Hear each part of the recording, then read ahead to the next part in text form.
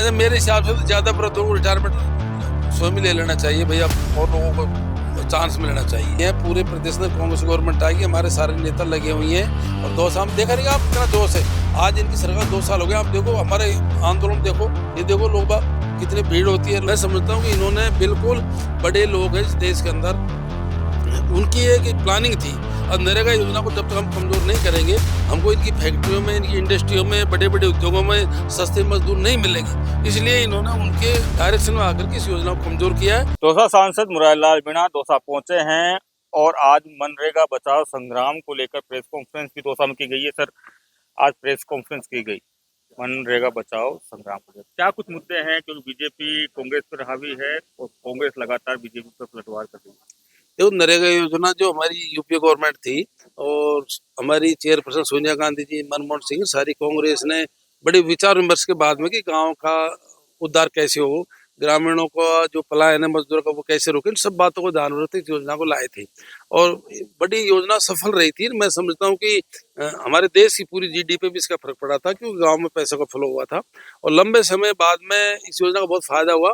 और जब से यूपीए गवर्नमेंट आई, ये गवर्नमेंट आई है मोदी जी की, इन्होंने इस योजना को धीरे धीरे कमजोर किया और जो बजट 1,30,000 करोड़ का होता था उसको ये मात्र 60-70 हजार करोड़ पे ले आए। और अभी हाल ही में इन्होंने इस एक्ट में परिवर्तन किया, कानून परिवर्तन किया। नाम तो उन्होंने बदला ही बदला, महात्मा गांधी जी का नाम तो हटाया, लेकिन सबसे बड़ी बात है कि नाम तो उन्होंने चेंज केवल इसलिए किया कि जनता को भ्रमित कर सकें, जनता को इमोशनल कर सकें, लेकिन उनकी अंदर की भावना ये है कि इस योजना को कमजोर कर सकें। और उसके तहत इन्होंने जो ये योजना है, इसमें सबसे बड़ा जो पहले केंद्र सरकार लेबर पे तो 100% पैसा देती थी और मेटल पे 90% पैसा देती थी। इन्होंने बिना राज्य सरकार की सलाह के 60-40 का रेशो कर दिया कि 40% पैसा राज्य सरकार खर्च करेगी। राज्य सरकारों पे खुद की तनख्वाह देने के लिए पैसे नहीं है, वो कैसे 40% पैसा देंगी। इसके अलावा इन्होंने जो पहले ग्राम सभाएं अपने स्तर पर फैसला करके जो रोजगार सृजन करती थी, उस अधिकार को भी इन्होंने छीन लिया। जो गारंटी, कानून की जो गारंटी थी कि भाई 100 दिन का रोजगार देना ही पड़ेगा, उस कानून को इन्होंने कमजोर कर दिया और अब तक एवरेज इसमें करीब 45 दिन का ही आ रहा है। इन्होंने जनता को भ्रमित करने के लिए उसको 125 दिन का एक सगुफा छोड़ दिया कि मैं 125 दिन का रोजगार देंगे।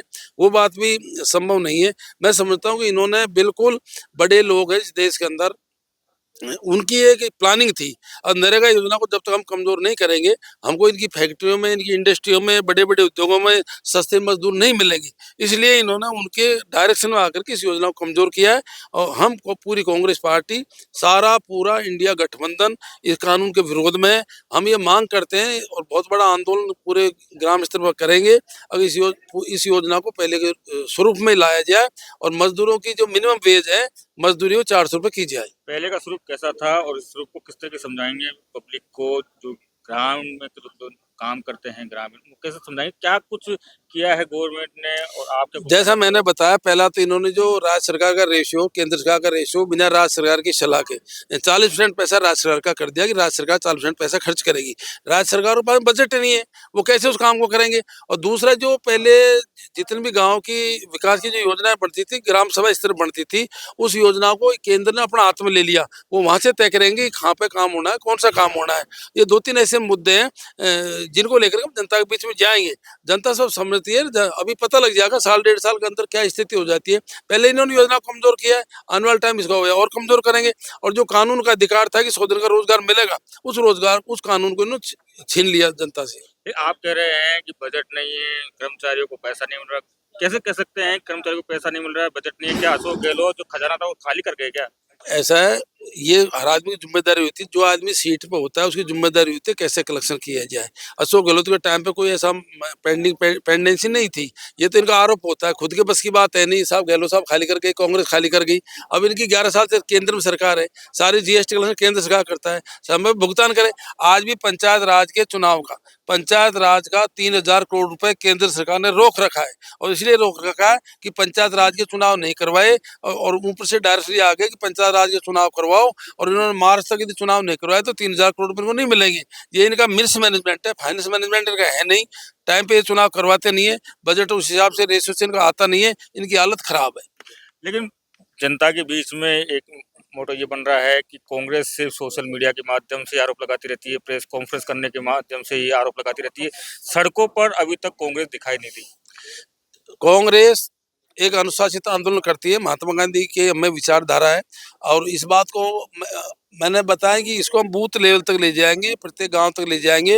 हमारे दिल्ली स्तर पे लोकसभा में इस मुद्दे को बहुत मजबूती से उठाया, प्रदेश स्तर पर इसकी मीटिंग हो चुकी है, आज जिला स्तर पर प्रेस कॉन्फ्रेंस है। 11 तारीख को कल हमारे पूरे कांग्रेस के कार्यकर्ता इस उपवास पे बैठेंगे, यहाँ पे किसी पॉइंट को तय करके हर जिला मुख्यालय बैठेंगे। आने वाले टाइम पर हम इसको ग्राम स्तर पे और पंचायत स्तर पर ले जाएंगे और पूरी जनता को अवगत कराएंगे कि उनके साथ में ये गवर्नमेंट है नहीं, आप देख लेना। और इसके परिणाम अब हाल ही में मैं फिर बोल रहा हूँ, इसके परिणाम अभी ग्राम जो पंचायतों के चुनाव उनमें आएंगे। इस मुद्दे को लेकर जनता के बीच में जाएंगे और पंचायत राज के चुनाव में बीजेपी का प्रदेश से सुपड़ा साफ होगा। उपवास का क्या क्राइटेरिया, कितने बजे से कितने तक बचेंगे या पानी भी नहीं पिएंगे क्या? ऐसा उपवास की परिभाषा पहले तो आप ये बताओ क्या है। उपवास का ये है कि आदमी को जैसे हम 5 घंटे बैठते हैं, 6 घंटे बैठते हैं, 6 घंटे के अंदर भोजन नहीं करना चाहिए। ये हमारा ये कांग्रेस का मेन एजेंडा था। महात्मा गांधी इस उपवास के आधार पर ही पूरे देश को आजाद करा दिया। तो ये सांकेतिक हमारा उपवास रहेगा कल 5-6 घंटे का। सांसद बने काफी टाइम हो गया है, सरकार के भी 2 साल हो गए हैं। सांसद के रूप में 5 काम ऐसे जो काफी दिनों से मन में थे और अब ब्लैक स्पॉट जैसे काफी मुद्दे उठे हैं। तो पहले तो केंद्र में हमारी गवर्नमेंट नहीं है, लेकिन मैंने पूरे आम जनता की भावनाओं को, किसानों की भावनाओं को, मजदूरों की, एसटी एससी विकास की भावनाओं को हर सत्र के अंदर बहुत मजबूती से लोकसभा में रखा, जितना मैं समझता हूँ। चाहे हमारे जुडिशल सर्विस के मामले हो, चाहे बैकलॉग के मामले हो, चाहे लेटर एंट्री जो बीजेपी सरकार कर रही है, सीधे आईएएस भर्ती, उनके मामले, वो मैंने जनहित के मुद्दे लोकसभा में उठाए। और जो विकास के मुद्दे हैं उनके अंदर भी हमने जैसे हमने हमने लोकसभा में उठाया कि भाई 10% जल्दी पूरा किया जाए। रोड्स के हमारे मामले सबसे ज्यादा जो आगरा से जयपुर जो NH 121 है, इस पे पिछले 30 साल से ब्लैक स्पॉट्स थे। जब रोड का निर्माण हुआ था, टेक्निकली जो रोड क्रॉसिंग थे वो गलत जगह बन गई। मैं पहली बार लोकसभा में बोला था कि जितने तुम्हारे ये क्रॉसिंग है गलत जगह बने, तो सही जगह बनाया जाए, इससे एक्सीडेंट होते हैं। और मुझे खुशी इस बात की है कि मंत्री महोदय गडकरी जी ने उनको स्वीकृत कर दिया। करीब 450-500 करोड़ रुपए की हमारे करीब 16 तो करीब सैंक्शन हो गए, बाकी और सैंक्शन हो जाएंगे। इसके अलावा दूसरा हमारा राजगढ़ से लेके और महुआ तक का जो रोड है वो हमारा स्वीकृत हुआ है। दूसरा जिससे सबसे ज्यादा देश के अंदर एक्सीडेंट होते थे, हमने इस मुद्दे को मजबूती से रखा था, दौसा से मनोरपुरा उसको। और तीसरी बात, रेल के सारे अंडरपास दौसा लोकसभा के स्वीकृत हो गए, सब पे काम चल रहा है। बिल्कुल अलवर से लेके जयपुर तक जो मेरा लोकसभा क्षेत्र गुजरता है, आप देख लेना, जितने जो रेल के क्रॉसिंग थे वो करीब करीब सब स्वीकृत हो गए। 1-2 बचे हैं, उनको हम और स्वीकृत करवा देंगे। ये चौथा मुद्दा। और पांचवा मुद्दा, इसके अलावा भी हमने कई ट्रेनों के मुद्दे हैं, कई और मुद्दे हैं, बांदीकुई जंक्शन के मुद्दे हैं, दौसा इसके मुद्दे हैं, ऐसे बहुत से मुद्दे हैं। और आप भी सब जानते हो जिन मुद्दों को हमने मजबूती से उठाया है। और मुझे खुशी इस बात की है, हमको काफी हद तक हमारी सत्ता नहीं होती है, इन पर सफलता मिली है। राजस्थान की राजनीति लौटते हैं, हनुमान बेनीवाल ने बयान दिया था कुछ दिन पहले कि बीजेपी सीएम को बदलना तो चाहती है, लेकिन सबसे बड़ा सवाल ये है कि बनाए किसे। आप किस तरह का? देखो, राजस्थान के 3-4 नेता ऐसे हैं, बड़े महान आदमी हैं, मैं उनके बारे में कोई बोलता ही नहीं, उन्हें बोलूंगा, उनका काम करना, मैं मेरे विकास की बात ध्यान देता हूँ। कौन से हैं? 3-4 नेता आप भी जानते हो, मैं भी जानता हूँ। मैं तो नहीं जानता, आप नाम बता दो। है 3-4 नेता, सब पूरा प्रदेश जानता हूँ उनको। मैं उन पर कभी कमेंट्स नहीं करता। उनका राजनीति करने का तरीका अलग है, मेरा राजनीति करने का तरीका अलग है। मैं पॉजिटिव राजनीति करता हूँ, मैं सकारात्मक राजनीति करता हूँ, मैं विकास की राजनीति करता हूँ, मैं छत्तीसगढ़ को जोड़ने की राजनीति करता हूँ, मैं भटकाव की राजनीति नहीं करता। लेकिन किस तरह के देखते हैं, क्योंकि सरकार के 2 साल पूरे हो गए और अशोक गहलोत कार्यकाल, गोविंद सिंह डोटासरा भी कई बार हमला बोलते हैं बीजेपी के ऊपर और 1-to-1 करने की सलाह देते हैं। ऐसा 2 साल में बीजेपी ने, मैं समझता हूँ कि या तो हमारी योजनाओं को कमजोर किया है, बंद किया है। इन्होंने कोई ऐसा काम नहीं किया जो हम 2 साल के अंदर जनता के बीच में जा सकें। हमारे दौसा को ले लो, हमारा सबसे बड़ा प्रोजेक्ट जो ईश्वरदा प्रोजेक्ट है, ये दिसंबर 24 तक पूरा होना था। ईश्वरदा प्रोजेक्ट दिसंबर 24 तक पूरा होना था। मैं गारंटी के साथ में कह सकता हूँ, हमारी सरकार ने बदली तो उनको इन टाइम प्रोजेक्ट पूरा करते। आज दिसंबर 25 आ गया, वो प्रोजेक्ट करीब एक साल तो डिले हो गया, और मुझे नहीं लगता अभी 5-6 महीने तो प्रोजेक्ट पूरा हो। तो जो हमारे कामों के टाइम पे पूरा नहीं कर पा रहे। आज रोडों की स्थिति क्या है? आज दौसा में जो हमारे रोड बना के गए थे उनकी स्थिति क्या है? हम जो सड़क बना के गए थे उनके गड्ढे ही नहीं भरे जा रहे। और भी बहुत सी चीजें, जो हमारी कॉलेज सैंक्शन की बिल्डिंग इन पे पूरी नहीं हो रही, जो हमने ग्राम पंचायत बनाए उनके भवन इन पे पूरे नहीं हो रहे, जो हमारे हॉस्पिटल दौसा का है 80 करोड़ की सैंक्शन थी हमारी, वो काम चल रहा है, उनको पूरा नहीं हो रहा है। इनका काम तो ये है कि हमारा यदि कोई काम पूरा हो जाता है और जाकर के उस पर पत्थर लगाए थे। आरपीएससी की बात करें, जिस तरीके से कटारिया जिस तरीके से बातें बता रहे हैं, जो चर्चाओं में बातें चल रही है, बड़े मगरमच्छ हैं, बीजेपी कांग्रेस के बड़े बड़े नेता हैं, आप किस तरह के देखते हैं पूरे मामले को कि ये मुद्दा काफी हाईलाइट देखो हो मेरा गया था? क्लियर कट विचारधारा है, गलत इस टाइम बीजेपी गवर्नमेंट है, सारी सत्ता उनके हाथ में। गलत काम चाहे बीजेपी के नेता करते हो चाहे हमारे नेता कर रहे हो, उनको जांच करानी चाहिए, जो गलत काम किया उनको पनिशमेंट मिलना चाहिए। मैं इस पक्ष में हूँ। मिड डे मील को लेकर भी काफी बवाल है, कहा है बहुत बड़ा घोटाला सामने आया है कि गरीब बच्चों का निवाला तक खा गए। देखो पहली बात तो मैंने अभी बोला है कि जो भी गलत काम करता है, चाहे मिड डे मील हो चाहे पेपर लीक हो चाहे और लीक हो, सब पे बीजेपी गवर्नमेंट को कार्रवाई करनी चाहिए। ये कुछ अफवाह भी बनाते हैं, जैसे मुझे मोटी मोटी जानकारी है। अभी मैंने भी कल पेपर पढ़ा था, टोटल 1800 करोड़ का तो बजट ही है सारा मिड डे मील के अंदर एक साल का, तो और 2500 करोड़ का घोटाला हो गया। लेकिन फिर भी यदि घोटाला हुआ है तो उस पर कार्रवाई करनी चाहिए और जो दोषियों को जेल भेजना चाहिए।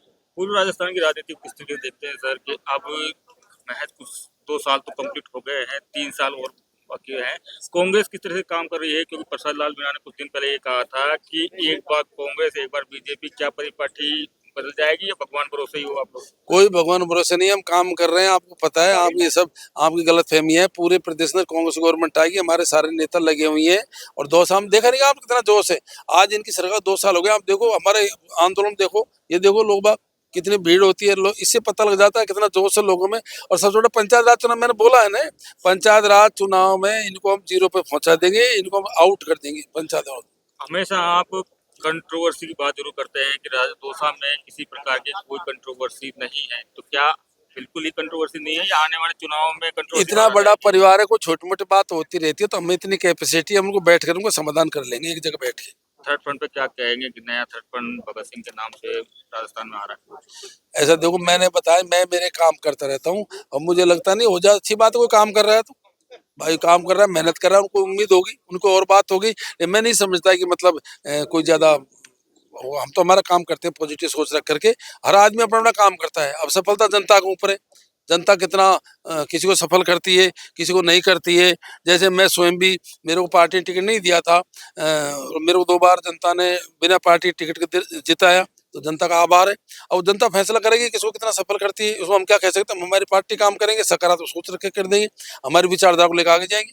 पॉलिटिक्स में रिटायरमेंट पॉलिसी को लेकर आप किस तरीके से अपने राय रख सकते हैं? क्या कुछ होना चाहिए? क्योंकि पॉलिटिक्स में ऐसा है कि ऐसे मेरे हिसाब से तो ज्यादा पर दोनों रिटायरमेंट स्वयं ही ले लेना चाहिए भैया, और लोगों को चांस मिलना चाहिए। मतलब जैसे बीजेपी ने कहा था भाई मार्गदर्शक मंडल बना दिया था 75 साल के बाद में, लेकिन और कई वो घर बैठा दिया था मोदी जी ने।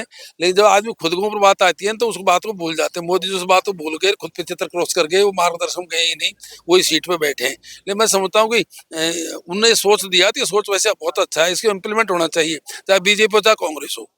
कांग्रेस में होगा क्योंकि काफी अब लड़ाई मैं इतना बड़ा नेता तो हूँ नहीं, मतलब मेरी हैसियत है, मैं 75 साल बाद रिटायरमेंट ले लूंगा। धन्यवाद बातचीत करने के लिए। तो ये थे सांसद मुरारी लाल मीणा, जिन्होंने राजस्थान तक से खास बात की है। संदीप मीणा, दौसा, राजस्थान तक।